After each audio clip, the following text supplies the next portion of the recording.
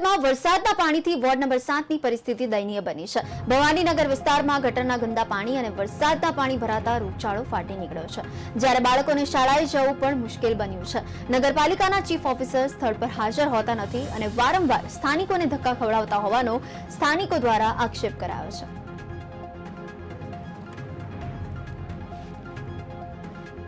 અને અહીંયા અમારા ઘર છે પણ આટલું પાણી ભર્યું છે, કોઈ આવતું નથી। આટલા 10 દાડાથી નિમને કહેવા જાય છે કે હાલો પાણી કાઢો, પાણી અમારા છોકરા નાના છે અને આ છોકરાને આવા મસર કઈડી અને આ જીવ અંદર નકરા નાક ડેંડા ફરતા ફરે છે, તો નાના બચ્ચા છે તો તમે કંઈક કરો।